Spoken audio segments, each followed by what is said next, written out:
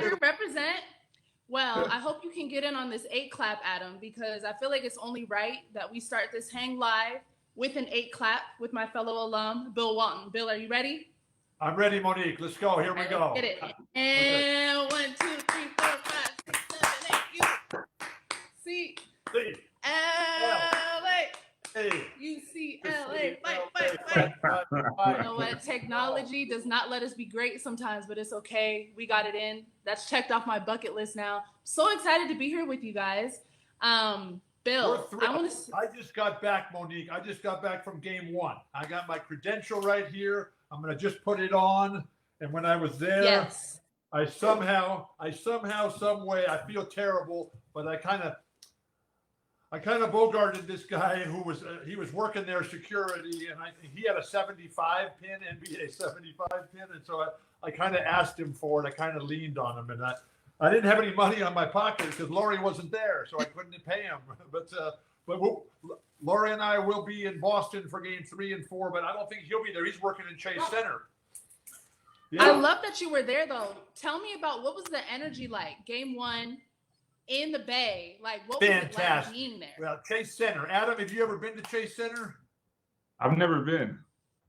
You didn't go up there to Dead and Company for New Year's Eve those 2 nights? Nope. The last time was when they were still in Oakland when I was there. Oh my gosh. It was just Adam, are you going to game 3? Are you going to game 3, Adam? No, I'm staying far away from the garden. Going to game 3. I don't want to sit in the rafters. I don't want to sit in the rooftop. I've been to the nosebleed. Adam, the new garden is just awesome. The old garden was awesome. We have great memories. Adam, who's the oldest of our children, and Adam is now 46, and he has 2 wonderful children of his own in Avery and Patrick, and Adam's incredible angelic wife, Tracy, has been most helpful in getting this whole show so that we can all hang together. But when Adam was amazing. He was born in 1975. So when we were there in the mid-'80s, Adam was 10 or 11, and Larry Bird could not have been nicer to Adam. Adam, tell the story of how Larry take you and me to the All-Star game every day. Yeah, so when we were in elementary school, Larry was such a good guy. He offered to take me and my little brother Nate to the All-Star game in Chicago, the one where Jordan won the dunk contest, and Larry put his finger up in there when he hit the 3. And it was Larry, Dinah, his wife, and me and Nate, and they treated us like their own kids for the weekend, and it was quite some time to spend with Larry. Hey, Adam, I'm sorry to interrupt you. For those of you who are just joining, if you're coming in, please have your mic on mute. We've got a lot of faces up here, a lot of people up here. We'll get to your questions and everything, but if you're coming in, please come in on mute. You can turn your cameras off, you can leave them on. There's a lot of background maybe noise. It sounds like we're outside of Chase Center with those wonderful fans from the Bay Area. Man, bringing that energy. Much better. I think we got it. And welcome, everyone. I mean, I see people are already using the chat. So excited to see that. If you are a VIP, you're able to have your video on, so you can use your camera, and you can come off mute. And if you're not a VIP, make sure to put your question in the chat. We're going to get into some great questions in a little bit. And if you want to be a VIP, type in the chat, make me a VIP in all caps, and the Hang team will try to get you to be a VIP. So let's start with some questions. Monique, I got a question for Adam. I was in the Celtic locker room, and Adam was outside in the hall, and Adam was standing with Red Auerbach outside the officials' locker room, and Red was trying to get into the locker room. He wanted to wish the referees Happy Mother's Day. And Adam, if you pick up the story from there. Oh, it was after one of the Celtic playoff games, and the whole crowd thought the refs were cheating like they always do. There's never been a good ref to ref inside Boston Garden. Hey. We love that. And after the game, Red Auerbach, and I've never seen this in any other NBA arena, a professional sporting event, walked outside of the referee's locker room, and just started yelling for 5 or 10 minutes straight without stopping. Everyone stopped. Everyone listened to what he said. and no one would stop him. And he just stood there and told the refs how horrible they were. After 5 minutes, he walked away, and Earl Strom, the great referee, stuck his head out and he said, "Red, that's a lot of class." and then and locked the door. And about 5 of the Celtic executives had to pull Red down the hallway, kicking and screaming into the locker room. You've never seen anyone with the type of power that Red Auerbach had. Yeah, that's bad. Red Auerbach was the greatest, man. Adam, I mean, you've been around these greats and these legends pretty much your whole life, you know, being around your dad. Can you tell us just how that has added to your own playing career when you played at LSU, and even now to being a coach? How were you able just to pick up gems from, like, just stories like that you just told us? Oh yeah, because the hardest thing in sports is to have a team that plays like a team and has everyone that likes each other. And so, everyone comes from different backgrounds. Everyone has a different way of playing. And you see the very top teams, the teams that win championships, they all believe in each other. They all treat everyone like brothers. Like everyone loves each other. You live for making your teammate better. And so that's the thing you learn just being around those type of teams, is that you're only as good as the last guy on your bench. And that's true for any championship team. There's not one championship that was won by a team that didn't have to rely on that 12th, 13th, 14th man. And that's one of the things you learn by being in that environment, is that it doesn't matter if you're the starter or the 15th guy. For a championship, it comes down to it, and you're there for that reason. And so that was always something that people always appreciated, that if you know that, if you value that it brings out the best in people. Adam, you were in the locker room in '86 when the Celtics won the championship. You and your younger brother Nate were in that locker room. Tell us what that was like. Oh man, I mean, it was like the city of Boston itself, like the whole city just erupted. And Rick Carlisle didn't sleep for about 3 days after that championship. It took people, you see it when they really win the championship and they really fall in love with the city, just the magic and the love and the explosion of happiness that comes out, because it means so much to people.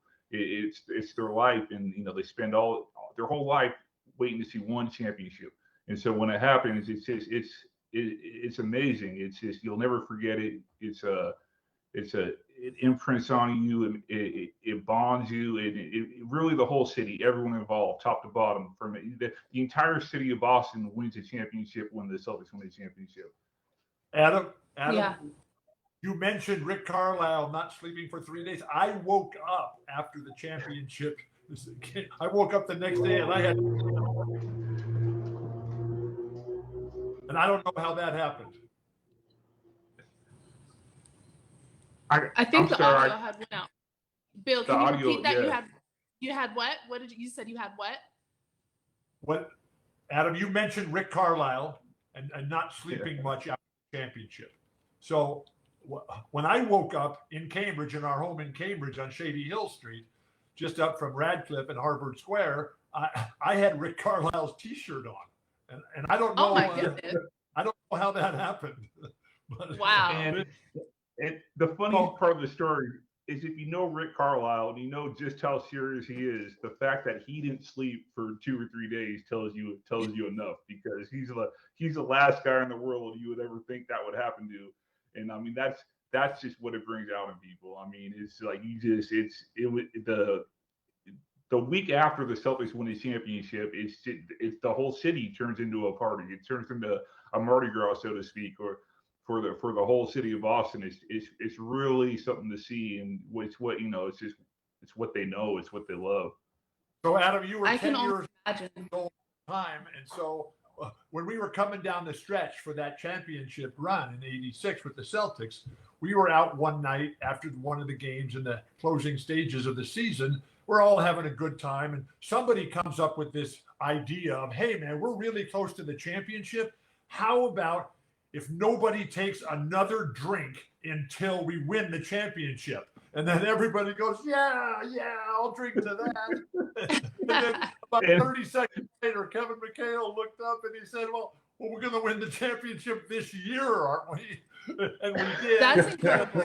Then after the championship, which was an incredible celebration in the locker room with Brent Musburger, Yeah. Pat O'Brien calling the show and everything like that. Red was in there with the championship trophy and MVP Larry. Then we all went over to Casey Jones's restaurant. And oh my gosh, that's about the last thing I remember. Oh. It's So really we're talking it's really championships. Yeah. We're talking championships right now. What's it going to take for either the Celtics or the Warriors to win a championship? What do you need to have? What are the key factors, the key components to win a championship? Everybody's going to play the top of the game, and every game you have to play better than the previous game. And while you cannot panic, because history shows us that when you watch these games, Monique, the team that won the most recent game, you think, oh, they're going to win every game from now on. And the team that lost the most recent game, think they're never going to win again. And so the ability to come with the edge, and that's what championships teach you, is just how hard that is. And to have witnessed Adam and his brothers and all their friends go through all their championship runs and see that and see the experience that they've gained and to be a part of something so special. As you know, I've been part of 2 championships in the NBA, 2 in college, and Adam has been able to live that as well with his high school success, his college success at LSU, and then he went on to play internationally in South America after he finished at LSU, the rest of his college. So I am the luckiest and proudest dad in the whole world. And Monique, I think you touched on something good, because I think the Warriors and the Celtics both have what it takes to win championships. I think that's how they got to this, was the heart that they show in the way they all play together. I think we're seeing something special in these playoffs. The tip is on. We're ready. Totally. Celtics control the opening tip. One of the great things about the champions, and I know we got a lot of champions in this chat room here tonight joining the show the rest of the night.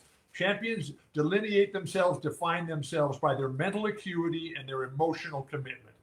The smart, intelligent decisions that they make during the course of the game, during the course of their lives, the sacrifice, the discipline, the honor to get to that championship stage, and then the split second, fractions of a second you have to make the right move at the right time. And then, do you care? Does any of this really matter to you? And you see, Robert Williams and Steph Curry shaking up there in front of the crowd. That crowd at Chase Center, man, they were wild. But I know one thing. When Lori and I get to Boston next week, we have seen that Celtic crowd. Adam has been in that Celtic crowd. I've got this great picture. I was most fortunate to be awarded the NBA Sixth Man of the Year in 1986, which basically means that I was Larry Bird in LA, right? And so when they presented with the trophy, Adam, who's 10 years old at the time, is standing right next to me in the crowd. It was just absolutely thrill of a lifetime. You guys have such amazing stories, just such amazing history, knowledge of the game. It's honestly really inspiring. I'd like to let some people in the chat ask some questions. Sure. You know, if you are a VIP, if you're a VIP on this Rusty Hang wants Live. an autograph here. I'm looking at the chat. Somebody named Rusty wants an autograph. Monique, why don't you give him your home number and get it to me, okay? What? I don't know about that one, Bill. I don't know about that one. Hey, first of all, before we go any further, I've got to salute the Atlanta team in the WNBA. The WNBA just in general, the WNBA, and we're really hoping the best and a civilized solution to what's happening with Britain.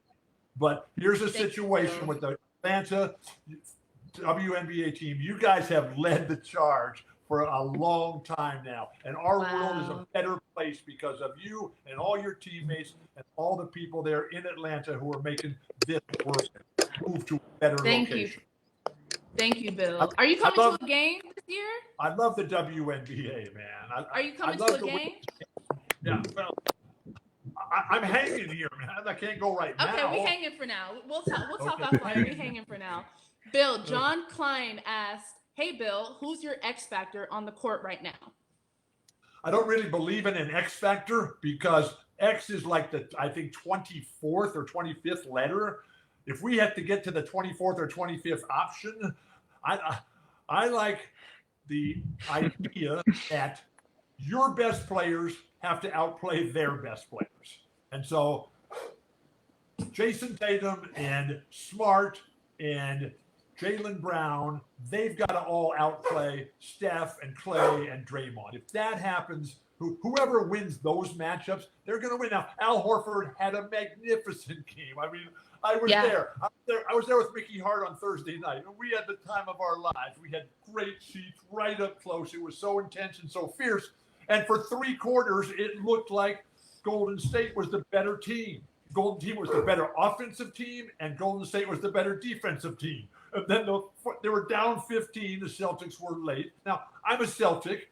I'm also a warrior of the Golden State. So, I love the Bay Area. I'm a deadhead, and all the different relationships. We were at Stanford. Adam was an outstanding student there and going to elementary school at Menlo Park. And so Adam went to some colleges up there in the Bay Area as well. So, we love the Warriors too. But I'm a Celtic, and all of a sudden it turned. And it was a 30-point swing in like 6 minutes of action. All the shots went down, and the Celtics started playing like the Golden State Warriors, where offense, who can play offense. Jason Tatum bricks a 3 over the top of the backboard. Oh, my gosh. Boston up 13-5, 9:17 to go in the first. We had a question from Brett Wells. Brett, if you want to come on camera and ask your question, you are more than welcome to. You got to take yourself off mute. Still on mute, Brett. There you go. If he's not What's up, Brett? Mr. Walton, what's going on? How you doing, Mr. Walton? I'm having the time of my life with Adam. Adam and I are hanging. Monique is managing the show here, and I have instantly become her worst nightmare. Yes. Never that. Bill, I just want to know how it is. Bill, I just want to know how it is. How is it? How do you feel in between games? Like, how do you sleep? How do you eat? Things of that nature. In the finals, though. In the finals. You have to force yourself to eat. First of all, these guys are super young, and you're always fired up, but you cannot get up. You can't get high without getting low first. And so as soon as the game is over, you've got to start coming down, because the sooner you can come down. Now, Tom Petty, he wrote the song, I Can't Come Down, right? And so there's a situation where you have to force yourself to eat. I don't have to eat any longer. I'm 69 years old. I look at food and it just sticks to me, right? I'm growing in all the wrong directions. But when I was the age of these guys right here, I could eat 6 meals a day, 6 huge meals, 6 Thanksgiving meals a day, and I would lose weight. And during the course of a game, I would lose 10 to 15 pounds. And the nutritional aspects of how you perform, how you play today is completely different. When I played for John Wooden wouldn't even let us have a sip of water during the games. He said, you don't need any water. Just go out and kill the other team. Win by 30. Give the ref a chance. Yeah. Thanks, Bill. I might need to try that one. Okay. Thanks, Bill. Thank you, Brett. All right. Are you filming me? What is it? I'm doing a little bit of everything right now. You're a legend, man. Oh my gosh. You're a legend, baby. I'm just lucky. We have another question in the chat from Ryan. I want to hear from Adam first about what it was like at the Celtic practices, Adam. How'd the Celtic practices go? Because Casey Jones, our brilliant coach, allowed you guys to come for a while. The Celtic practices were harder than the games because you had Danny Ainge and Larry Bird going at each other. Neither one wanted to lose to the other one. And there's a great story once of Danny Ainge trying to beat Larry Bird's league-leading free throw record, and he started throwing himself into the defenders the entire last game of the season, and the refs were believing it. And Casey Jones and Larry Bird just couldn't believe what was going on. The entire Celtics fan base was laughing. The refs let Danny have 20 free throws in the first half, perhaps. He needed about 25 attempts to get the league minimum to beat Larry's free throw record, and that's just what they were on the same team. And every day in practice, they would go at it like it was Game 7 of the finals, and that's what made that team so great. So Danny Ainge did not back from anyone. He would try to take Larry Bird's own record by forcement, and it was hard work, and that's why people love the Celtics, because the Celtics are, they try as hard as they can every time they can. Well, there was blue collar tremendous mentality. community there, and Red Auerbach and Casey Jones and Jan Volk, who were running the show at the time, and all the great had Kevin McHale, Robert Parrish, Dennis Johnson, all these guys. It was absolutely fantastic. Did I just see Scotty Thurman tune into the show there? Oh my gosh. We got so many people For those in this who show. are joining, hello everyone joining, please come in on mute. If you are a VIP, you have access to use your camera to ask questions. Adam, we have Ryan Margolis who asked, who's the more impactful player, Jordan Poole or Draymond Green? Oh, Draymond Green for sure. Draymond Green is a genius. Draymond Green is the middle linebacker. He's the leader of the defense, and he's really, you know, the X factor what they're talking about earlier.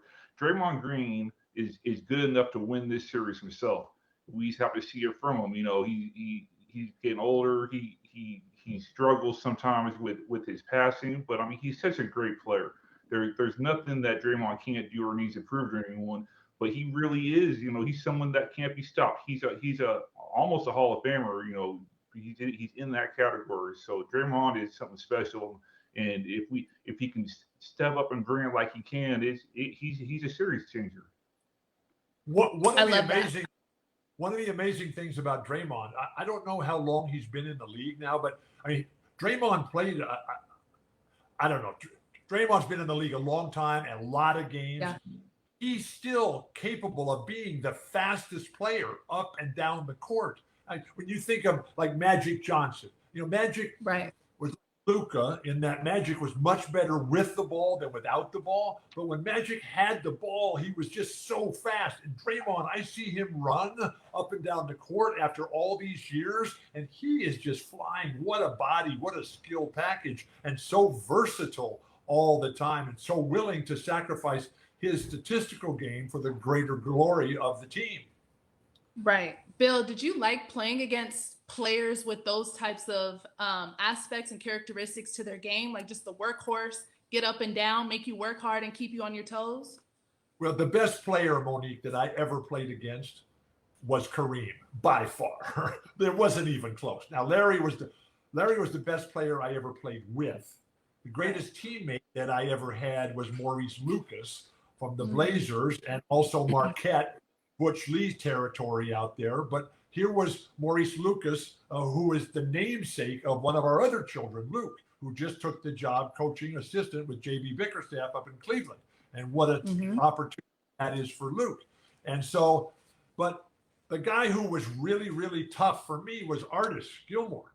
You know, Artis was so big and so strong. There were other, you know, Daryl Dawkins was big and strong too, but Artis just really did not have any appreciation for the fact that there were rules like 3 seconds, double dribble, offensive foul, traveling, things like that. But one of the guys I really loved playing is, I love playing against the best, but I always practiced and trained, prepared to play against Kareem, even if he wasn't in the game, because I knew if I was ready to play against Kareem, I'd ready to play against anybody. But tell you, Dave Cowens was incredible because he loved to play hard and tough and fierce. And Dave Cowens never said a word about any play, never looked at the referee, just said, just let us play out there. One time, Maurice Lucas and I were on different teams in the NBA after the Portland situation blew up, right? So we're on different teams and we're playing this game. I don't even know what team he was on. It might have been New Jersey at the time. Might have been Phoenix. He was on a lot of teams. And so the game is starting, and we took the referee aside, and we just told him, look, just don't call any fouls on us. We're going to guard each other tonight. We're going to just give it all we have, but don't call any little ticky-tack fouls. There's not going to be any fights. We're just going to play as hard as we can to win. And you guys as referees just stay out of the action. And it was just an awesome night of that. Yeah. Bill, do you still see that mentality in today's game, or do you feel like it's just completely vanished? No, that mentality is there all the time. What happens, Monique, is that television, which is the economic engine of basketball, television, like bike racing, it does not do the athletes and the game a good service because the players are so polished and so smooth and so accomplished they make it look easy. It's like when you watch Bob Costas or Dick Enberg or Mike Tirico or Mike Breen, call a basketball game. They make it look so effortless. The players are that way as well. And so because it looks like they're not trying because they're so good and so skilled, then the fans who don't have that up close, right on the court experience, then they don't understand. If you ever doubt the fierce nature of competition in basketball and the NBA, just go somehow, some way, get up real close to the action, and your life will never be the same again. The NBA today is better than it's ever been. The WNBA is just taking off, and with the upcoming expansion is going to be fantastic, and all the opportunities. And I'm thrilled to be part of the 50th anniversary of Title IX. I was there when it first happened. I was at UCLA. Ann Myers, the first scholarship female athlete of anyone in the entire country. I just want more. I'm proud of where we've been and how far we've come. I'm more interested in how far we still have to go on every issue. You lay out the issue, we got a lot of work to do out there. But I couldn't agree more. To see what guys do, to see the new arenas. I think one of the most incredible and remarkable aspects of what David Stern did, and now carried on by Adam Silver, both of them doing phenomenal jobs, is the quality of the ownership groups.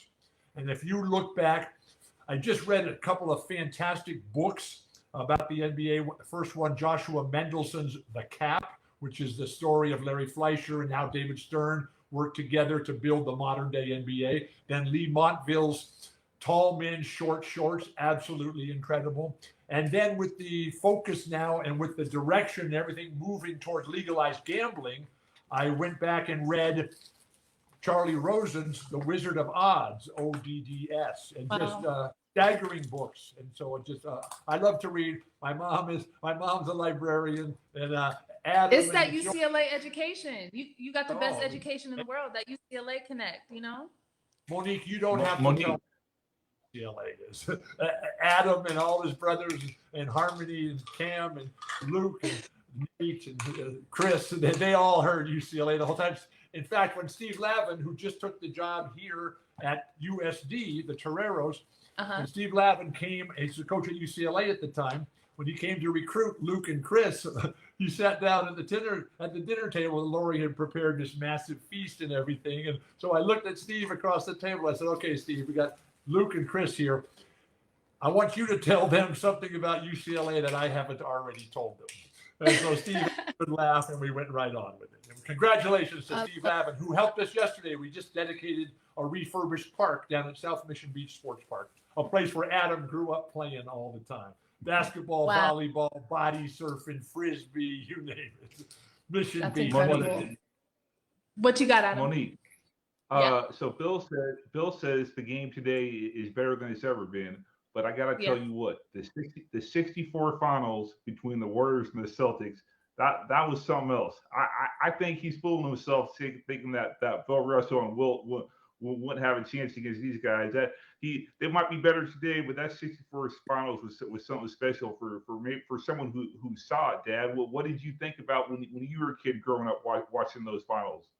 Adam, I listened to it on the radio. We did not have a television growing up in our house. What? And so in 64, I was, I'm going to say I was 11 or 12 years old, probably 11 years old when the finals went on. But there was 12 Hall of Famers in that series. Wilt had Nate Thurmond with him. He had Al Attles. He had Guy Rogers. He also had Tom Meschery, one of my coaches later on when I joined the Blazers. Fantastic human being and dude. And then the Celtics with Bill Russell, my favorite player ever. Cousy and Sharman had already retired. And Bob Cousy, I've got to say this here, because Bob Cousy, as fine a man, as fine a guy as you'll ever come across. And I didn't get to see Bob Cousy play because I didn't get the chance to watch basketball on television until 1965 because we didn't have a TV. And in San Diego here, the game was not really on. And so, but I know a lot of the founding fathers as players of the NBA, and there's many of them. many of them who told me consistently that Bob Cousy was the best player of his era, and that a lot of them will stand up and say that he was the best player they ever saw. And we love Bob. And Wow. Bob Cousy was our announcer when I was on the Celtics. We had Bob Cousy and Tom Heinsohn calling the games, and they were just so much fun. Celtic pride, Shout out to being part of a special team. Yeah, Monique. I have a score update for you guys. 22-13 Boston. Draymond Green just got a tech. It's looking like it's going to be early. another It's early. gutsy game. At It's this early. same time in game one, Golden State was in complete control, and Boston won Right. going away. These games last basically 3 hours, and you got to be on top of it. And you talked about the X factor. I mean, the depth for Boston. I mean, what Derek White does and what Peyton Pritchard does coming in, and they got a real nice player, Aaron Nesmith, on their bench. Is a really nice job. And then Grant Williams. I mean, Grant Williams, what he did in Game 7 against Milwaukee. Now, I want to see more of that from Grant Williams. I was at the game on Thursday, Game 1, with his agent, Bill Duffy, agent to the stars in the NBA, right? Bill and I have grown up together, and just fantastic. And he represents Grant Williams, who's up for a new contract. So we just really hope that he gets his game going again.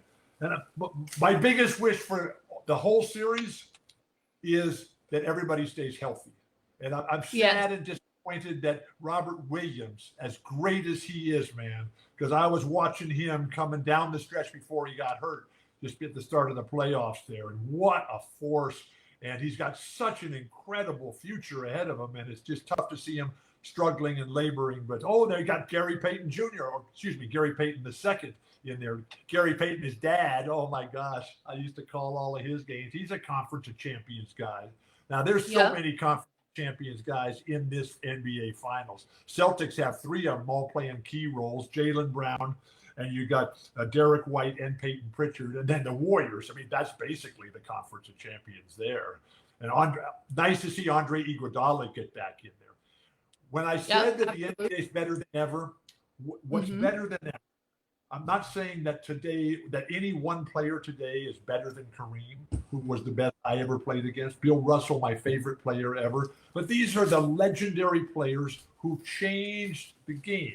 ESPN just put a fabulous special on the air the other night called Game Changers, narrated by Dr. J. I had a chance to watch it. It was just fantastic. But what happens is that I believe in evolution. I mean, I went to college. I went to a great high school, and I believe in evolution. And so as we evolve, you take the history, of my favorite players who I think are at the top, from Bill Russell to Wilt to Oscar to the Kareem to Larry Bird to Magic to Michael Jordan. I mean, those guys, that is an evolutionary progress. And Michael just became the personification of excellence in everything. Now, I don't really talk about the current players because LeBron is going to be in that group, and Kevin Durant, just absolutely incredible. And the way that ESPN was able to portray this evolution, the progress of guys getting better, and what's gotten better: ownership, management, medical, nutrition, the equipment, the floor, the ball, the television, everything is better like that.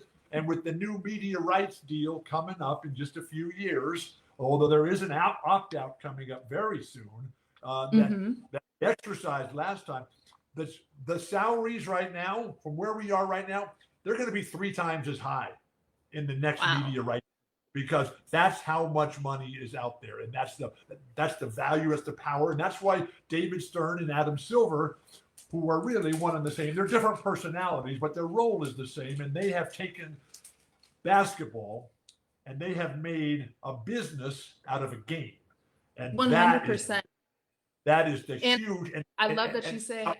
And as that gets expanded, as that carries with it the WNBA and the entertainment possibilities and the G League and the Ignite team that Mara Rudolph is the head of, as the public face of that, and then all the different the academies and Basketball Africa League is just going to be another game changer, and it just keeps getting better all the time. And the arenas are so much better, the travel is so much better, the hotels are so much better. Bill, you drop gems. I'm over here taking notes because I love the gems that you drop, and I always appreciate it. I want to introduce. We have more guests. I want to introduce some of our guests. Yes, Butch Lee. Matthew Lee, his son. We got Ron Harper and Ron Harper Jr. Didn't Matthew Lee just play for St. Peter's? Didn't Matthew Lee play for St. Peter's? Don't be shy. Yes, I did, Mr. Walton. Matthew, my name is Bill.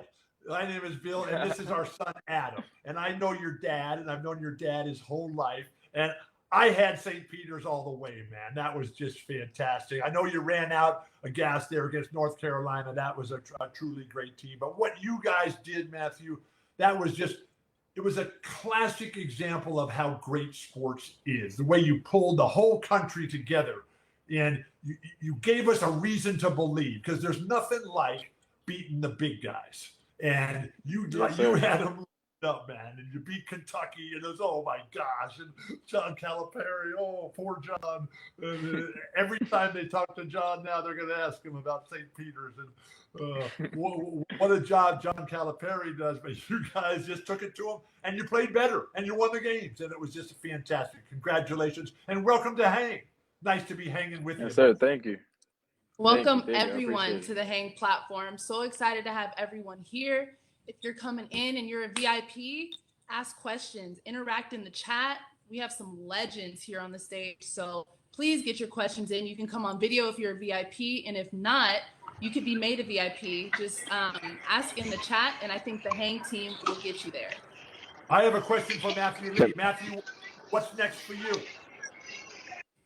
Well, I transferred to Missouri State. That's actually where I'm at right now. I'm in the gym. I don't know if you can see it right there.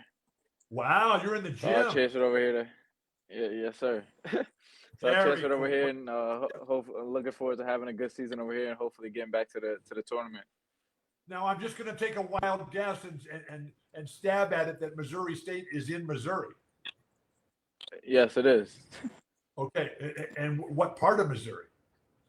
In Springfield, Missouri. Oh, wow. Now, Hey, Matt. That's not. This is Adam Walton. Hey, Dad. What's going on, Adam? Yeah.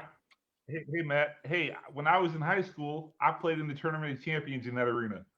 That's a good little school there. Springfield, Missouri, something nice. Really? Yes, sir. Yeah. Was That's Lewis incredible. Hey, Ron, Lewis come and off mute. Clark I got there? a question for you. Ron Harper. Do you? What's Yes, going on? I do. You a 5-time champ. What's going on? What's it going to take for either of these teams to win a championship? Well, for definitely sure, it's going to be a 6-7 game series, I think. I think that for either of the teams, they're going to have to play a good team hoop. I don't think either one of them going to be great at home. They both are good road teams. They both got a lot of great young ball players. The edge is the Golden State for the experience that they had, but the Boston Celtics have been fighting adversity all season, and they look like they hit their peak at the right time. What was the biggest key for you personally when you hit adversity, in crunch time, in playoff time? How would you handle that? We always had that guy, MJ. And, the thing that we always done, we try to keep our team on as a basketball team. We knew that we was a very good defensive team. If you're a very good defensive team like the Boston Celtics is, you're always going to give yourself an opportunity. And that's the one thing that we was, a very good defensive team. Yeah. Okay, I have to welcome Ron Harper to the Hang room here. My man, Bill, what's going on, Bill? Ron Harper Come and hang Jr. with me, Bill. Come and hang with me, Okay, Bill. So for some of you young folks, Ron Harper, he grew up in Dayton, Ohio. Yeah. And then he goes to Miami Wow. of Ohio, the same school that gave us Wayne Embry. There's a brand new statue of Wayne at the school, Miami of Ohio. Yes, the same Bill. school that gave us Ken Yes, Bill. Bass. And then Ron Harper was the 8th overall. He was a player of the year in his conference and just a tremendous player. And he's coming in and he's just getting started. His first year was 86, 87. And he's Thank you, Bill. eighth player chosen in the draft. And he comes into Boston. And this was the year after we won the championship. We had a great team, but I was not able to play that year because of an endless series of stress fractures in my feet. And so Ron comes in, and Ron playing Larry and Kevin and Chief and DJ and Danny and Scotty and Rick and Jerry. Ron goes, as his first game in Boston, he goes for 40 right there. And we looked at each other, oh my Don't God. tell that, Bill. Don't tell that secret. You know what, Bill? It was an incredible performance. And Ron was on his way. He was on the all-rookie team. He had everything going. He ends up on the Clippers. And shortly after being there, then Ron tears up his knee. And he's in the hospital in a major surgery at a time when nobody ever came back from that. And so when he did come back, he still was on the Clippers and the nightmare of Donald Sterling there. But then Phil Jackson saw what he needed. And so he got Ron on the team. And then once Ron got on there, he made the team complete. Because yes, they had Michael. Yes, they had Scotty. Tony Kukoc was there. But Ron was the guy that guarded everybody and allowed everybody to switch defensively on every single play and never lose a step. And Ron, with a great son, he's got Ron Harper Jr., who's on his way to the NBA. Ron Harper Jr., he comes in and he plays for Rutgers, and now he's going to go to the NBA. You hit that big shot. Outside now. That's huge. One. They were fantastic. But I also want to give a huge shout out to Ron Sr., because Ron, like me, is a stutterer. And when you're a stutterer, your whole life is totally different. And now Ron is able to overcome his health challenges. He's been able to overcome his challenges. He's a fantastic entrepreneur. And he's just a huge factor and force in all of our worlds out there. And we are honored to have him here in the hang room. And I love hanging with Ron Harper, because every time we go to the NBA stuff, we actually every have time a we question. go to the NBA stuff, Ron's always there, and we always have a good laugh about the days that used to be. And then he goes after the Bulls at 3 championships there. Then he goes to the Lakers and gets 2 more championships there. Ron, you're absolutely fantastic. And weren't you second in the NBA and Rookie of the Year voting? You got to take yourself off mute, Ron. Ron, you're on you're mute. muted. Oh man, you're showing his age. I got Help you. him out. I got you. I got you. I'm here. I got you. I'm here. We got you too. There's actually a question in the chat for you too. Go ahead. Answer this one. Bill, the only reason they gave Chuck Person that award, because I didn't talk to the news press that year. Chuck Person did not have nowhere near close better stats than what I had. And he didn't have a better career than what I had. So Chuck, get you in that Rookie of the Year award. I got 5 NBA championships. Go kick rocks. I was there. I saw it. Ron Harper, the man. Yeah. How about Ron? Quiet, son. Teresa Villano asks, what's it like having a son that's going into the NBA? You really know what else is I love my son. He been a special kid. Anytime that you name your kid Junior, everybody gonna give him a hard time. And he wasn't always the best basketball player, but I used to tell him, if you work hard at it, it takes you a dream, it can happen. And he always told me he wanted to be an NBA basketball player. So he stuck to what he knew. He stuck to what he believed in. He worked extremely hard. We had a great time. My older brother worked with him when he was younger. And then his other started. And then I was the guy behind it. I'm not a guy who goes sit in the front row. I sit at like 4 rows up, 5 rows, so far that I'm not there. Because I don't want to be seen. I want him to shine on his own. And he did a great job at doing that. Hey, It's Monique, incredible. So, why don't we let Matthew Lee, Ron Harper Jr., and Adam Walton talk about what it's like to be the son, to be a child of an NBA player. love it. Let's hear it. Okay, why don't we start with Ron Harper Jr.? Yeah, like my dad said, once you name your kid Junior and you name your son after you, it was definitely hard for me growing up. We were playing basketball. I wasn't always the best player on my team. I feel like it came with a lot of like unfair expectations of how I should play basketball, how good I should be at a certain age. But he told you just what he told me. Just keep working hard. It can happen for you. And I overcame all that adversity. And I would have never imagined myself in these shoes right now where I stand 10 years ago. So as a props to him, my mom, my whole support group, my whole circle. Love Okay, that. how about Matthew Lee? Matthew Lee, how about what's it like being the son and coming up trying to create your own life when your dad's an NBA and college star? Well, like Ron Harper Jr. just said, it comes with a lot of expectations. Obviously, every gym you go to, people start pointing you out because of your dad and stuff. So it's always like a lot of cameras and a lot of people just looking at you. But at the same time, it's amazing. The amount of knowledge that I'm able to get just being at home, watching games, or just in the dinner table. It's amazing. Now I wouldn't trade it for anything in life. Adam? I mean, yeah, it's exactly what they said.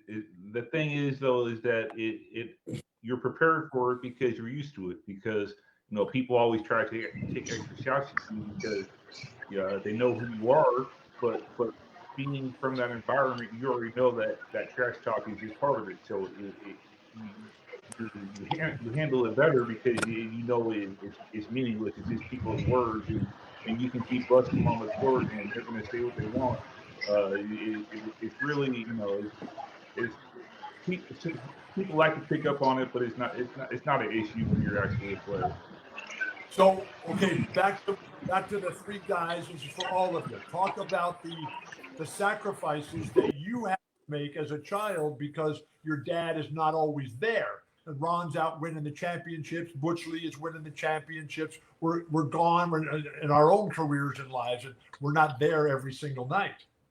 Yeah. Mm-hmm. I mean, that's where our mother stepped in. I know that's where my mom stepped in. She did a great job taking care of me when my father wasn't there. Like you said, he's out there winning championships, doing what he does. And my mom just did a great job taking care of me, taking me under her wing at that time, making sure like I know I feel loved and that my dad's always coming home. So she did a great job with that. Matthew? That's awesome. Well, in my case, my dad was around most of the time. The only times he wasn't really around was when he was coaching when I was younger. But now when I went away to high school and stuff, I got FaceTime now, so it wasn't that hard, and he just always finds a way to give me good pointers and stuff. And like Ron said, mothers are always there for us, and they carry a heavy load. Adam? Yeah, so it's always funny because if your dad's an NBA player, it's a certain way they act and they are, and then when they're not there and you're a kid and you're asking your mom, hey, can you come shoot hoops with me?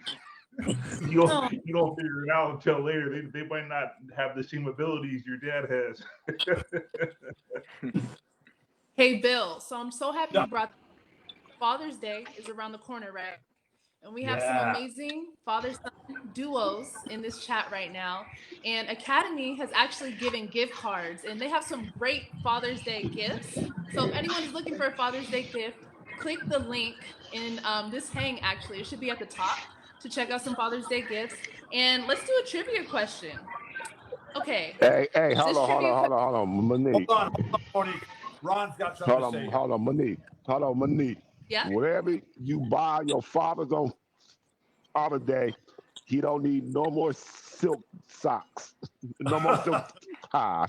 Okay. No more silk socks. More silk ties. Put that in the chat. Ronald bought me enough ties. I had enough ties. No more ties. Okay, and so I've got something to say to Monique about Father's Day coming up. And I'm going to speak for Butch, and I'm going to speak for Ron as well, and for any of the other NBA dads who are in this chat coming up. in our lives, every day is Father's Day. Every day is Christmas. Every day is New Year's Eve. We are the luckiest people in the world. I'm not like Ron, and I'm not like Butch. I did not grow up with a silver spoon in my mouth. And so here I am. Silver spoon. Silver spoon. I'm from Ohio. And Ain't I've no been to spoons. Well, Ain't no spoons. I'm I'm here in not San talking. Diego. We tried to make it. And so here it was where I am just so fortunate in my life because basketball gave me hope, opportunity, and purpose. And then in 61 years since I've been involved in basketball, I started playing against NBA guys when I was 14 years old. In the 61 years, I've added pride, loyalty, and gratitude.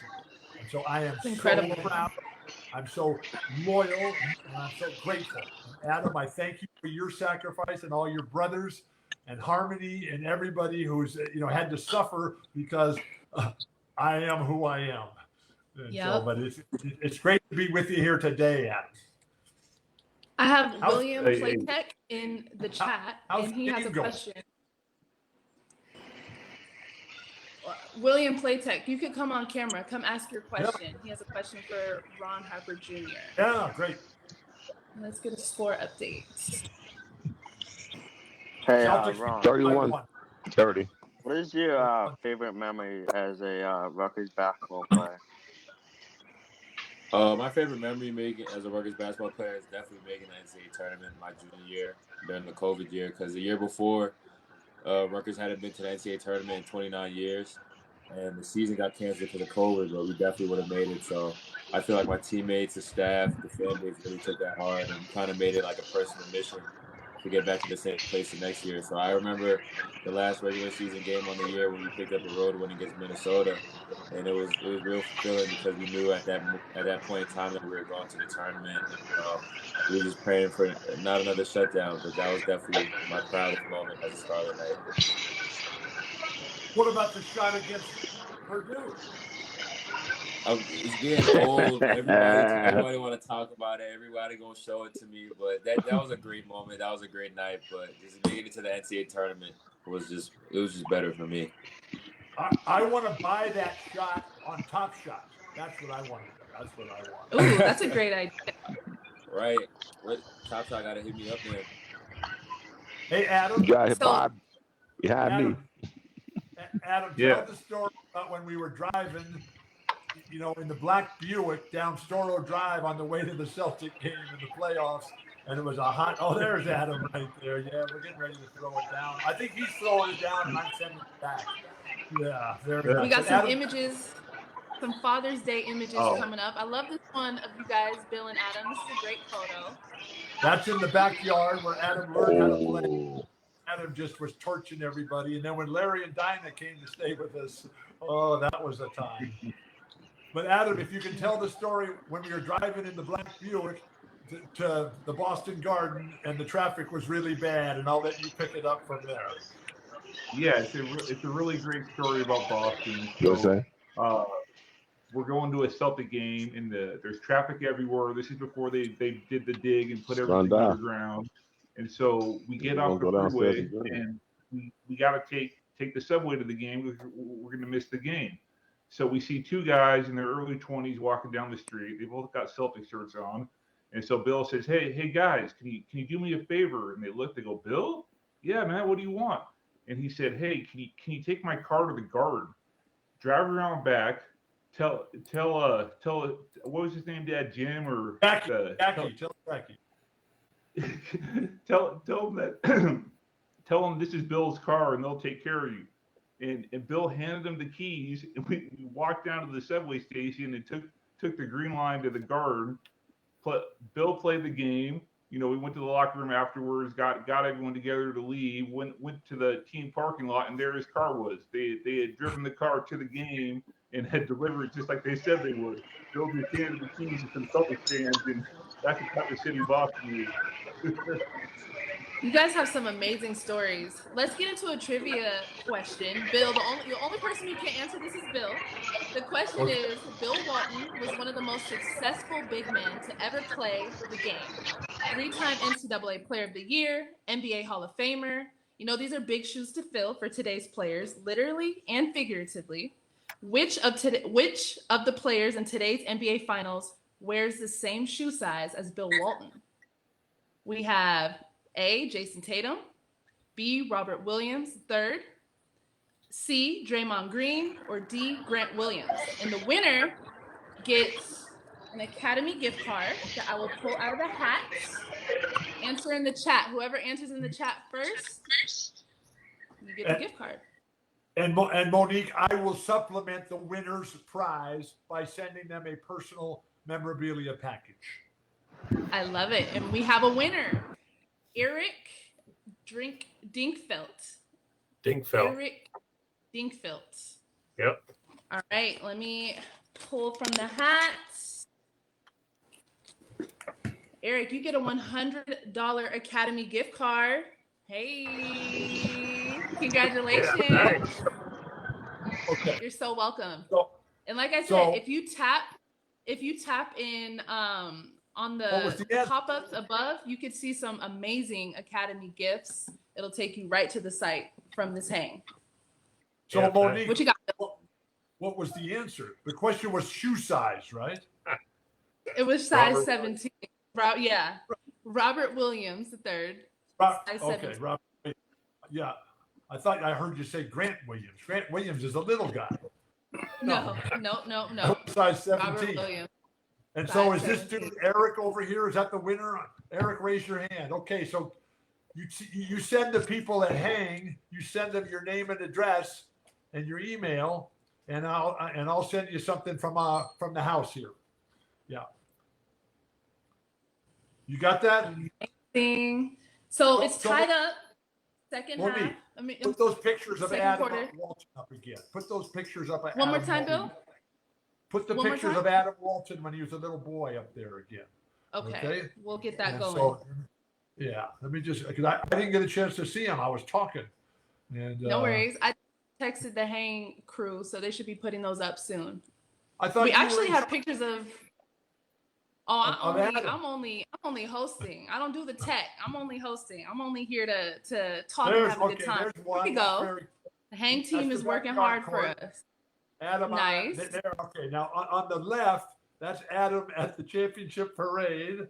And we just won the championship, and oh my gosh, that was a real time there. And then Adam, who was born up in Sonoma, Adam is now, I believe, 46, right, Adam? And that's I cannot carry Adam on my shoulders anymore, and he has to carry me. And then that's Adam when he's going to say, that's Adam when he's about 7 or 8 right there when I'm on the Clippers.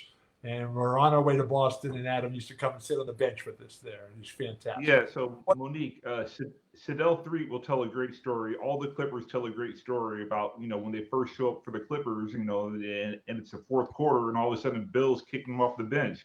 And they're wondering what's going on. And the next thing you know, me and my brothers would show up and take their seats on the bench and watch the game while Bill made all the rookies sit on the floor. Wow. Sounds about right. Well, you have no place to sit down, Adam, please.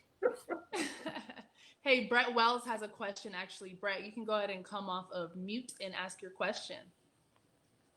Oh, so my question is for Ron Harper. Yes, my man. What's going on? Ron Harper, what's going on, my brother? Listen, I'm a Knicks fan. I'm all good. So how did it feel my playing God. us?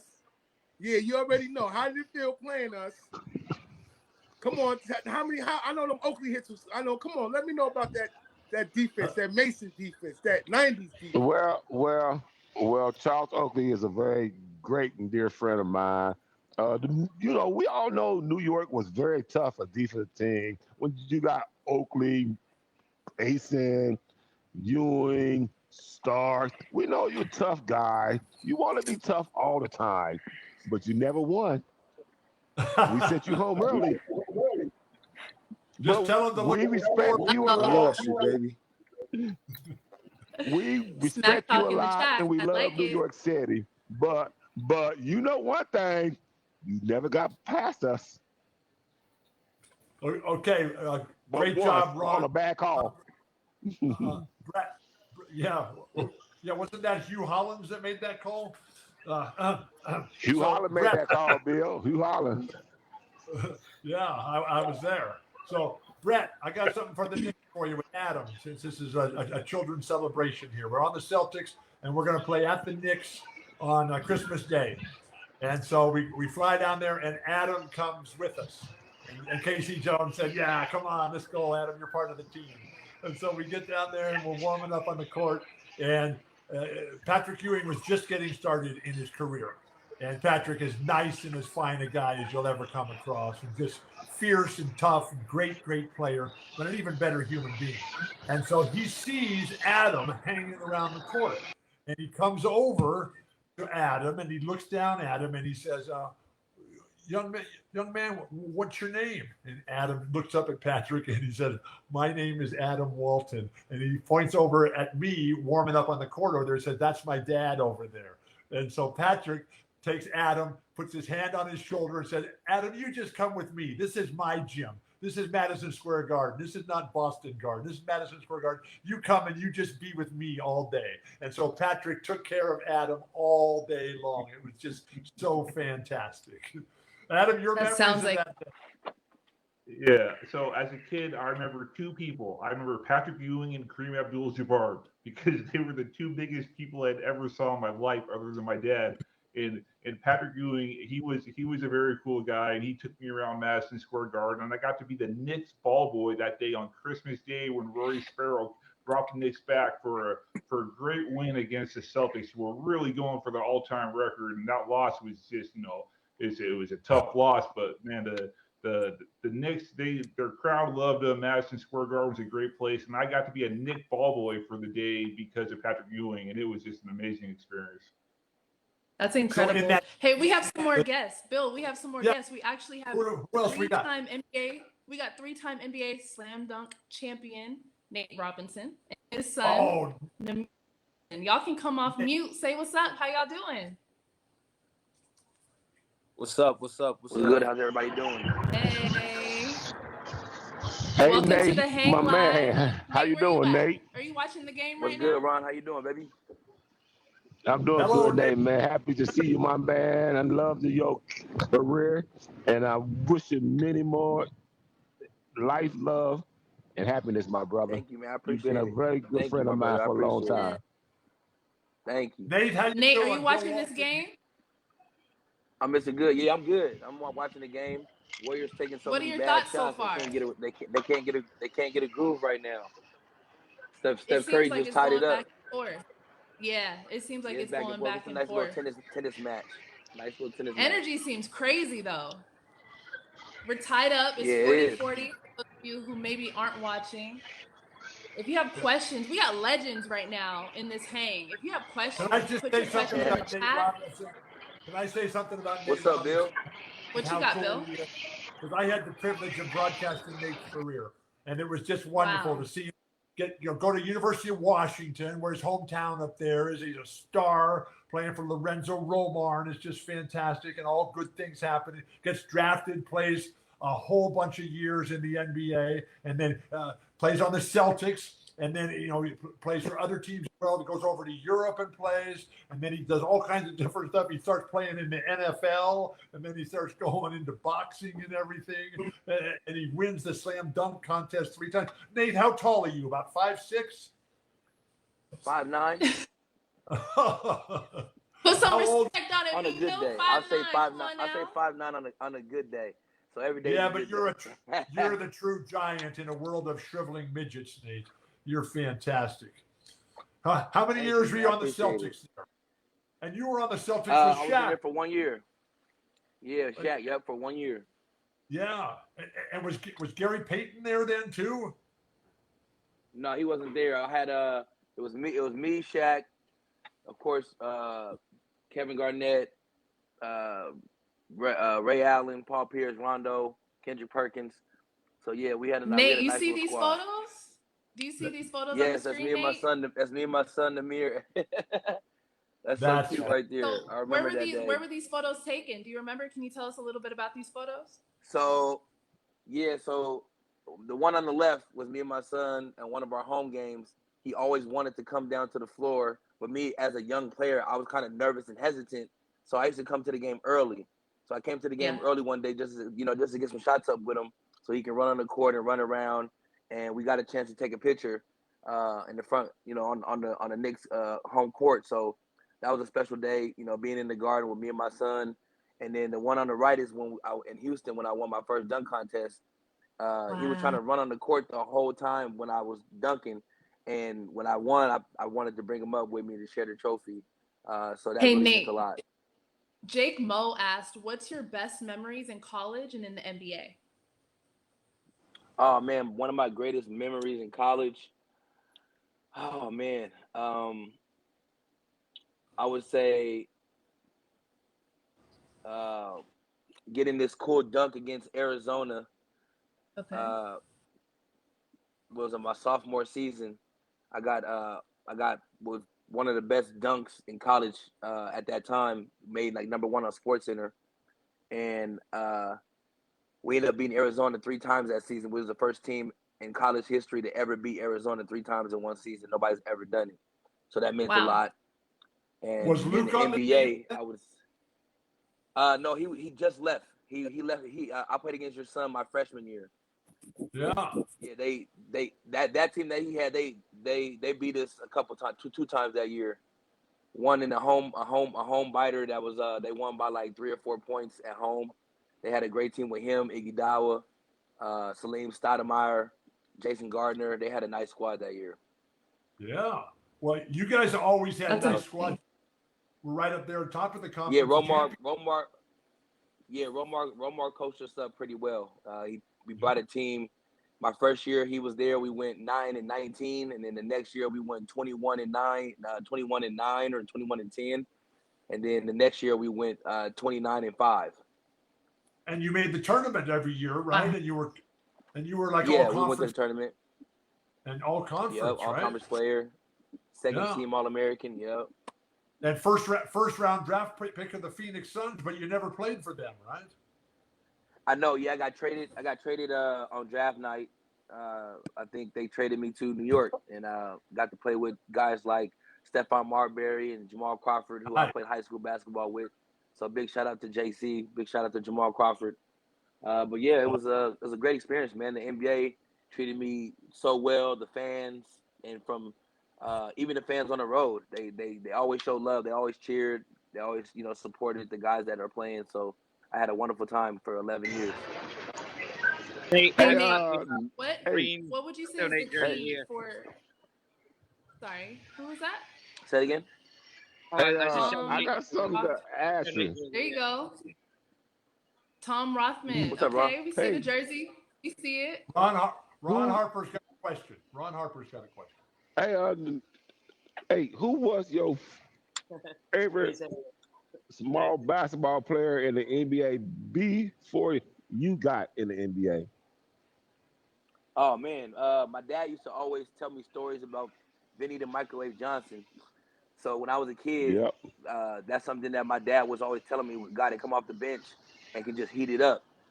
So my dad used to always, tell me about him, and we used to watch the games together and watch him play.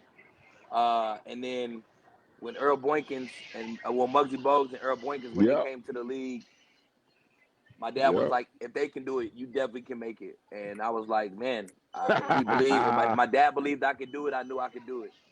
You know what I'm saying? So my dad installed that greatness in me and put that hard work and put that battery in my back. And he told me that if you stay in the gym and if you work on your craft and you perfect your craft, ain't no telling what God gonna bless you with. So I stayed in the gym and I stayed on my P's and my Q's. Hey, why don't we hear from Namir? Let's hear from Namir and see what he's up to. What's up? How are you, Namir? I'm good. How are you? I'm fantastic. It's like Father's Day. Where are you? What are you doing now? How old are you? And how cool is your dad? My dad's I'm 17 years old. I'm in Seattle, Washington right now. I'm at my house. I'm just chilling with you guys and watching the game. Yeah. Golden State So we have Warriors. another trivia question. We have a trivia question, Bill, that we can get into. Father-son related. There have been numerous high-scoring father-son combos in NBA history, the best being Kobe and Joe Bryant. Which of the highest-scoring combos is the only one in which both father and son played at some point for the Warriors? Steph and Del Curry, Klay and Michael Thompson, Brent and Rick Barry, Drew, John, and Rick Barry. Put it in the chat if you got the answer. We have. I'm going to say the Barry. I'm going to say the Barry family. Yep, I am too, Bill. Yeah, Definitely the Barry. I am too. I don't think Michael Thompson ever played for the Warriors. I don't know. Lakers. And the winner is Brett Wells. Let's see which you win, Brett. Brett won too. Brett, you won a $75 gift card to Academy. Congratulations, Brett. Yeah, Yo, Brett, Ron, get my it, baby. fault. I got cut off, Ron. How's them bruises from My bad, Brett. Yo, how the bruises? Oh, man, listen. It's Barry. I am You all put it in the healed chat. up. Barry. I'm all healed up. I'm all healed up. Yo, can I ask Nate a question? How does it feel to be a New York Knick, man? Walking on that court every night, bro. Let me know, because I'm there every night. I tell you, Brett, he loves New York. I'm there every night. Man, honestly, man, I can't even lie. It was one of the greatest feelings. It was one of the greatest feelings in the world, man. Because, like you said, if you can make it in New York, you can make it anywhere. That's what they say. So every time I step foot on that court, I have to play with my heart, play with my passion, and play as hard as I can for the Knicks fans, and I did that. That's fantastic. Brett Wells, the same way with that guy Eric. If you send Hang your contact information, I will send you a personal memorabilia package from our house here too. Okay. Aww.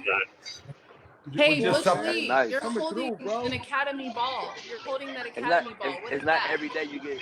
It's not every day you get a gift from a legend like that. Word. That's a blessing, bro. That's a blessing, man.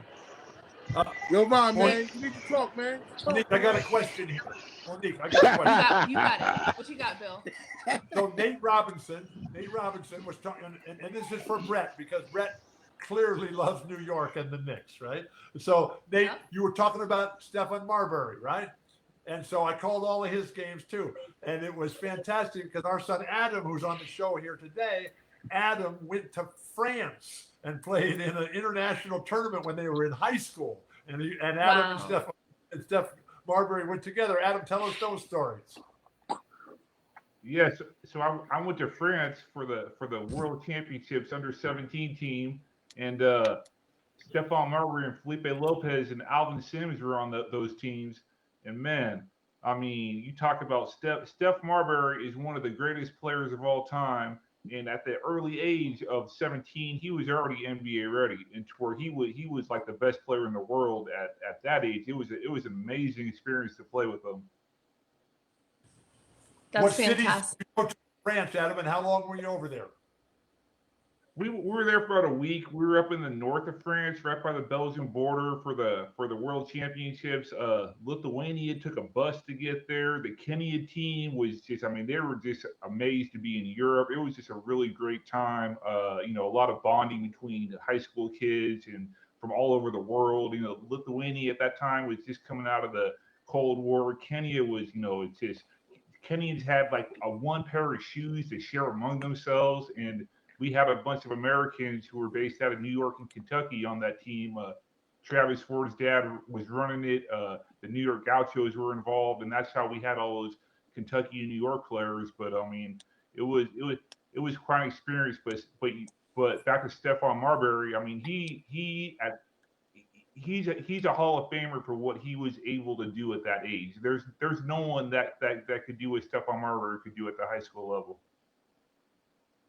And you won that tournament? Actually, the Croatian team ended up winning because they were in a war at the time, and their coach had told them if they lost the game, they were all going to the front lines, and so we were winning by about 10. And next thing you know, man, the Croatians, they just started putting the wood like you've never seen defense before. Hey, yo, I'm so happy all y'all, man. You had Stephon Marbury and you had Felipe Lopez, and you couldn't win the games. Rams? We lost by one. We lost by one in double overtime, but we should have won. But I mean, once we learned the story and what the motivation was, it kind of made sense. Wow. So we're gonna do Namir, a spin-off. I see Butch has a ball. Butch, you can come off mute. Can you hear us? You're on mute. Yeah, I can hear you. I can hear you. All right, perfect. So I see you have a ball. Namir, is that a ball that you have in your hand? I think we're gonna do a spin-off. Yep, there we go. Anyone else? Anyone else in the chat have a ball that we could spin? I don't have mine on me. I'm not that good at that trick. No, I'm not either, so that's why I'm out of it. Nate has a ball too. Nate has the Academy ball. Okay. I see Jake Mo. Jake, you got a ball? Is that a ball that I see? There we go. Bill, okay. Come on, Bill. Jennifer Snell has an imaginary ball. I'm here for that. All right. I'm going to start my timer. And if y'all are ready, have the balls in the camera. No cheating. All right. Ready, go. Go. Uh-oh. Yeah, I think Bill's Bill, cheating. I don't know if it counts. Namir, what we got going on? Well, Oh my goodness. Parlay Jake, kind of good. Okay. Bill's good at waving Jake that Mo, towel. I see you. I gotta give that one to Parlay J. He's down there working. I see you, Parlay. Oh, yeah. Come on, man. He's doing a good job down there. Yo, Bill, I can't believe I didn't win that competition, man. It was about 25 seconds too. I thought you guys could go a little bit longer than that. It was about 25 seconds, but like I said, Parlay. Where's Fred Hour? Gonna give you. Where's Fred Hour back to come and argue with the officiating here? Come on, man. What's going on? Parlay, come off mute if you can. We're gonna give you an Academy gift card, Academy Sports and Outdoor gift card. Congratulations. Ooh, nice. Thank you. Where are you checking in from? Where are you from? I'm in New Jersey. I'm from Brooklyn. Parlay J. Right now, I'm in Jersey. Brooklyn. Yup, New Jersey. All right, Brooklyn. I gotta say, it's a little difficult. I never spun a basketball at my desk. I was a little worried I was gonna knock everything over. You made it look easy. I knocked over my iPad, man. I hope it didn't break. Hey, Bill, I got one question for you. Yeah, Parlay. Hey, send your name and number to Monique at Hang, and I'll get you. I'm doubling up the prizes for everybody. So whoever wins the prize, just tell. That's your awesome, name and number is. Bill is feeling generous. That's really nice of you. I appreciate that. What's your question, Parlay? All right, so this league right now, we're seeing 3-pointers at like the highest spike in the last like 10 years. Yeah. You when you came in the league, there was no 3-point line, but a few years later they introduced it. What was the buzz around in the league like when they added the 3-point line? Was it like a last resort? No, it was just part of the acquisition, the accommodation of bringing the ABA teams in there. The New Jersey came in, and then San Antonio and Indiana and Denver came in, and the 3-point shot had been popular in the ABA, and they looked around and they said, hey man, this is good. And one of the great things about the NBA is that the NBA, they do not spend a lot of time waiting to see if something's going to work. They'll give it a try, and if it works, if it's good, then they'll just do it right away. There's no committee. They have committees, they have all their studies, but they're men of action, women of action, and people of action. And you're not standing around waiting for something that should be obvious. And it's fantastic rule addition and the analytical breakdown of what it means. Because if you're a 50% shooter on 2-point shots, and you're a 33% shooter on 3-point shots, you're better off taking threes. And the way that the players now, the shooting accuracy of today's NBA players. And I'm watching these guys. And between Steph Curry, Klay Thompson, Jordan Poole, and Andrew Wiggins, I watch Andrew Wiggins play, and I just marvel at the future of basketball. Now, we're at halftime of the game here. and the Warriors are up 2 right now. Tatum's got 21, and what a game! Steph's walking off. Did he just hit a big shot as he walked off? What a player! But the way that these guys make their shots, I mean, when I watch the games now, as Steph Curry gets the ball in the back court, I am yelling and screaming at my television, "Shoot it, Steph, shoot it." Because that guy, he can deliver. What a player. And the way that from anywhere on the court. The way he's developed his body. You look at Steph from when he first started, and Lori and I, we saw him play in college. His Davidson team came to Los Angeles to play in a John Wooden Classic or Legacy, whatever they called it at the time. And we're watching this guy, and Lori keeps elbowing me like, "Look at that cute little player over there." And that guy turned out to be Steph Curry. Now, I knew Dell from all his years in the NBA, and I can't believe that Dell's not on this show. I mean, he could be talking about his son. He's got another son, Seth, who can come to the show as well. But, it was just fantastic. Hey, Parlay, what's your take on the game so far? I mean, it's such a breath of fresh air to see a good matchup on both sides. It's very even. It's not just.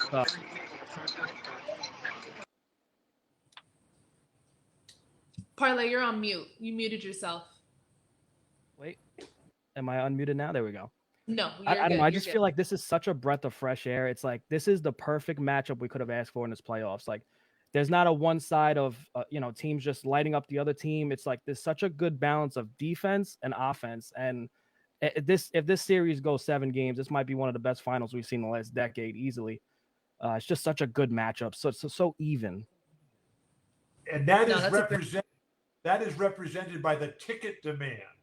So I was there for game 1. I was fortunate. I knew some people there, and I was able to get some really good tickets. Mickey Hart and I had a great time with our fabulous seats up there. We sat right next to Greg, who does NBA 2K23, and he had his nephew Brad there with them. And we just saw so many people, but the demand for the tickets is just over the top. And this is a dream matchup here. You got the historical aspects. You've got the 64 finals that Adam Walton talked about earlier on. You've got the Don Nelson story. You've got Bill Russell and Casey Jones going to college at USF there, just up the street from Chase Center. And you got Joe Lacob, who's got his ownership start by being a part owner of the Boston Celtics. And you got the legacy of the Celtics going for their 18th title. And you got the incredible run and the dynastic situation that Ron Harper can address with the Golden State Warriors, 6 finals in 8 years.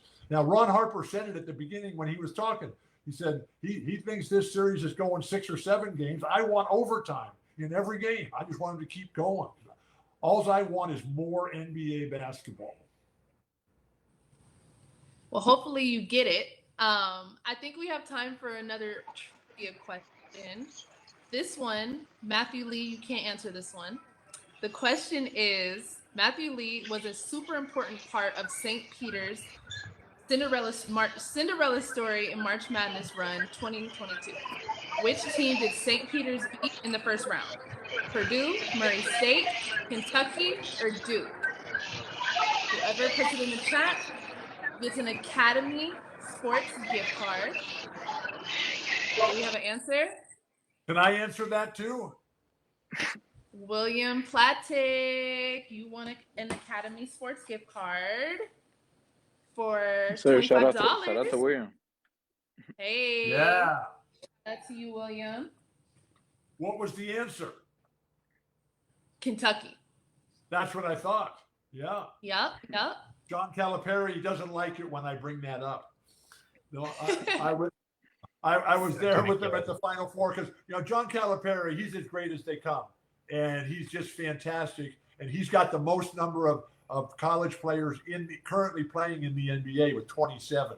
And so, but whenever there's an opportunity to help promote basketball, to help promote Kentucky, to help promote NCAA, John Calipari is there, man. He's always at the draft. He's always at the Final Four, even if his team's not playing. And so he was there to support his Player of the Year winner, Oscar Tshiebwe. and we were at the breakfast when they made the announcement there, and it was just fantastic. But anytime anybody brought up St. Peter's, man, John, please, what's the next question? And be sure to tell that whoever won the prize there to be sure and send you send you their contact information so I can supplement their winnings. That was William Plattick, and we'll have the Hang team take care of him. I have to give a shout out to who had the guy with the Grateful Dead sticker with the Bill Walton inside. That's Mike Doyle. And, Mike Doyle, come off mute. Very nice, Mike.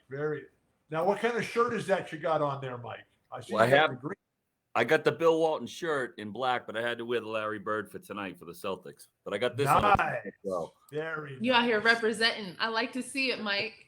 The real Celtics number 5 right there. That's the one that should have went to the rafters. Yeah, Kevin Garnett. We love that guy. He was so good. Kevin was on the. He absolutely was. He should have had a different number though. On the Game Changers show that ESPN had the other night, Kevin Garnett was just fantastic. And, I love the old field. I love the history. Man. And, Don Nelson, who's the second winningest coach, was the winningest coach in the history of the NBA. Greg Popovich passed him up just this year. But Don Nelson, 5 Celtic championships, and then he coached the Warriors in some real glory days for the Warriors. He brought them back from the dead. Yeah. Fantastic. Hey, Namir, we have a question for you in the chat. It says, who's your favorite current player and team? My favorite player right now is I like Bradley Beal. Okay. And my team is probably the Hornets. Nice. Wow. That's fantastic. So how do you come up with that answer there, Namir? What appeals to you about Bradley Beal, and what is it about the Hornets that make them your favorite team?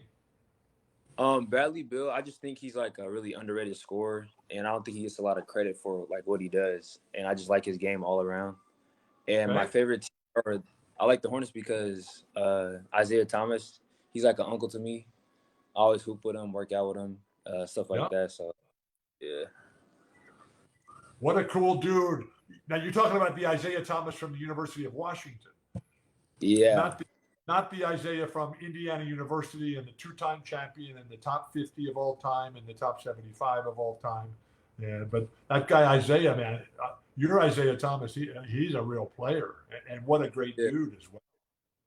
Yeah. Well, this hang was. Go ahead. You got it, Bill. I'd like to hear from Ron Harper on this too, and also Nate Robinson, Butch Lee as well. The historical guys as part of this is one of the things that I really noticed in the change is in the NBA is that when you ask the young players, who they root for, they always have an individual. Very few of them come and say, well, I root for the Warriors, or I root for the Celtics, or I root for Philadelphia, or I root for Milwaukee. They all have an individual player. And that is a cultural shift from my childhood growing up. And it was very regional when I was growing up. This is Laker country, but I was a Celtic fan because of the way that Chick Hearn, the broadcaster for the Lakers, just talked and raved about the Celtics. And Ron, how about you? You still awake, Ron? Yes, I'm still awake, Bill. I'm out in San Diego with my other young son. Nice. Thornton. So I'm out here for a golf and just out here hanging out and watching a little basketball. Watching the NBA is a global game. We got a lot of global players. It's awesome to see a bunch of young kids who making their mark in the NBA championship this year. And it's going to be a good series, I think. So I can't believe you're in San Diego where Adam and I are, and you haven't called up and say, man, let's go have breakfast, or let's have dinner, or let's have lunch, man. Bill, you everywhere. Nobody know where Bill is at. No, Bill, you work more NCAA college game than anybody I know besides Dick Paytile. You and him. Y'all everywhere. I love basketball. And I love the story. I love the basketball, I love the history, and I love the people. Well, it all the well, dead one thing shit. I want to tell y'all, the one thing that I want to tell everybody on this show, thanks to Hang for allowing us to come and hang out. Absolutely. My son has been trying out for a lot of NBA teams the past 2 weeks. He still got 8 more teams to go see. I wish him the best. Good luck to him. I wish the young kid who's at Missouri State, I wish him good luck in this year. I wish everybody a good luck and enjoying what they love to do. And to piggyback off of Hey, that, Ron, happy I got Father's a question. Day. I got a question for Ron, though. I got a question for Go Ron. ahead. You got Okay, it. yeah. Big Ron, I've been a fan of Jordan Yeah. my whole life, man. What was it like? Playing on the side of Michael Jordan? Well, you know what? I tell every young kid, you should have the same attitude that he has because he wanted to be the best player on the court all times. He wanted Word. to entertain every fan and get everybody something to talk about. And I used to tell my son all the time when he bought to play a basketball game, I used to always say, who's going to be the best player on the basketball court? It should be you.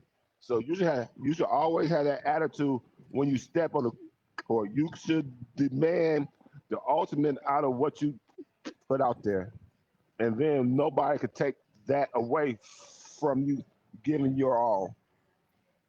Namir, I hope you're paying attention. I hope you hear that good wisdom from an OG. Son, I really do hope you pay attention to that. So, and I know I've been telling you that for the longest. You got to be the best on the court at all times.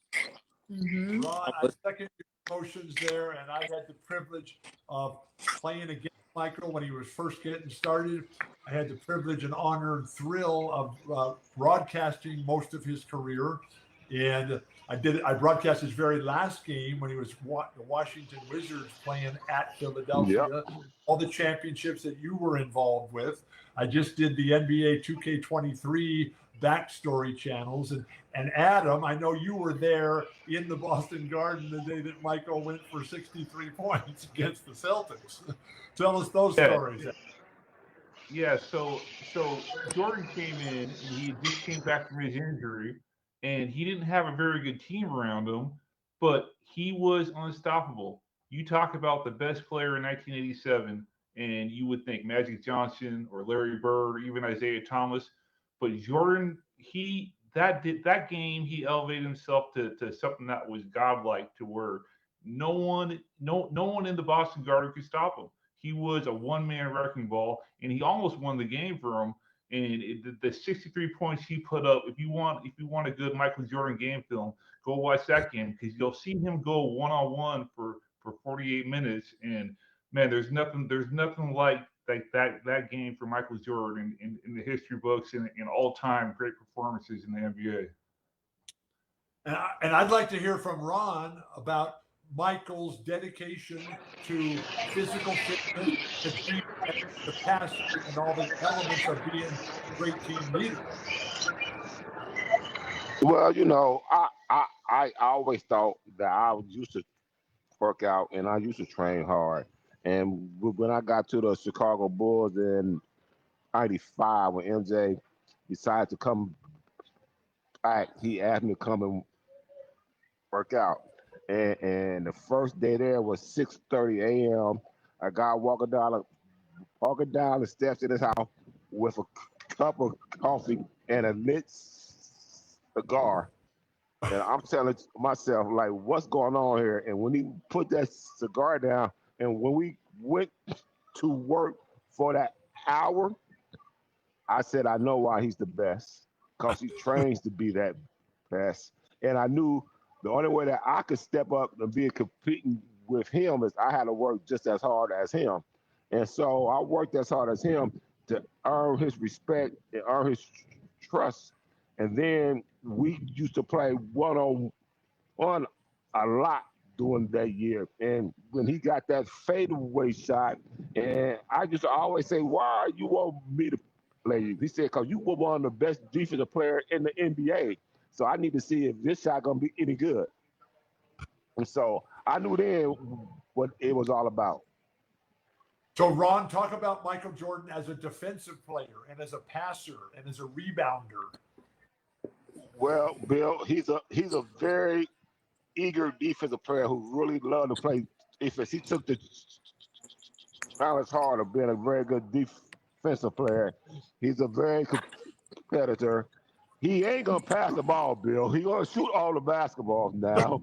So he ain't gonna pass the basketball much, but he's gonna score that basketball. He gonna find a way to score on 1, 2, 3 guys. That's one thing that he knew how to do. And back then in those days, he didn't run a lot of screening throws. He just took it among himself to score the basketball. Nate Robinson, please. Why don't you talk in the same context with Kevin Garnett, who you played with in Boston, and Kevin was a champion and just an incredibly dominant historical force. And what was he like as a teammate and as a player? Well, honestly, he was a great person and a phenomenal player. When I got to the Celtics, he showed me what real hard work and dedication was all about. He really took the game serious, and he always said, bad teams play in silence. So he was always talking, always letting you know behind you, I'm screening, screen left, screen right, show this, show that. And then he expects you to be who you are as a teammate and as a player. Whatever you did to get to the NBA, I want you to be that player and be who you are.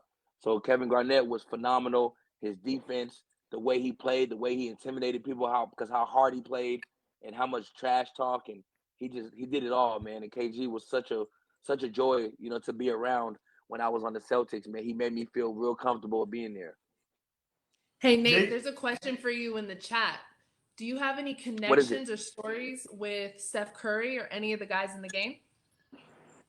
Well, yeah, when I was on the Warriors, man, Steph was just coming into the league. Clay was a rookie.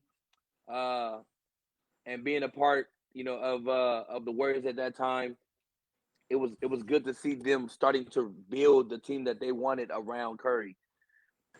And when I used to be at practice, there would be days at practice where Steph and Clay would go without missing all practice, shooting drills, in scrimmages. They would just go without missing. And then after practice, they would always shoot against each other, Clay and Steph. And they would get up shots. And they would go they would go shoot maybe 100 shots and go around shot for shot and not miss and just shoot and keep making them like 78 in a row. It was crazy. It was like something Did you ever that you shoot could not with them? you could make up. I shot with them a couple times and funny, I ended up beating them. They didn't know I could shoot as well as I did. And I kind of surprised them one day. And I'm like, look, I like to rebound for y'all to get you guys the shots, but when you rebound for them, all you gotta do is stay under the net and the balls fall right in your hand. You can just pass it out to them, so you don't gotta run around. Wow, that's pretty awesome. Yeah. If there's any other fans in this Hang Live that have questions, ask your questions now. Put them in the chat. Hey, Monique, let me say one thing before I go. This is Butch. You got it. I seen Bill play, and Nate Robinson and Bill Walton are two of the top players at their position ever in the league.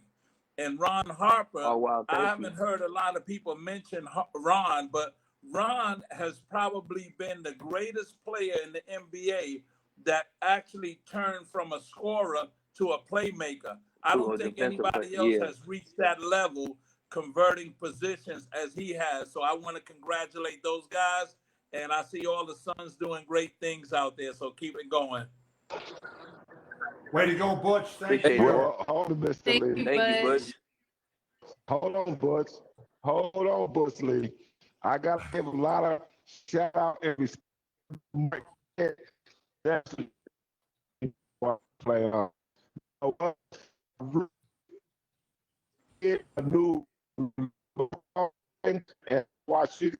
It was very defensive team. Really starting the offense from the defensive side ball. And y'all right, you share back. You I'll shout out to you for that. And I signed off. Hey, Ron, I think your connection is going in and out a little bit. We might have lost him. A lot of it. Yeah. Okay, the second But half. he was giving you Let's all go and enjoy the game. The second half is underway. And All right. Good night, you guys. Thanks. Thank you, Nate, everyone, Ron, for joining. Woodsley, Shout out yeah. to Hang Anytime. Live for having us. Ron Harper, And thank you to our Namir, sponsors, Adam. Thank you. Academy. Good night. Good night. Monique, Good night, fantastic guys. job. Everybody have a good one. Tell everybody Monique, in good Thank job, you, Good man. job, Bill. Monique. Good We're job, just Monique. so proud. Thank you, everybody. See you guys. Thank you guys.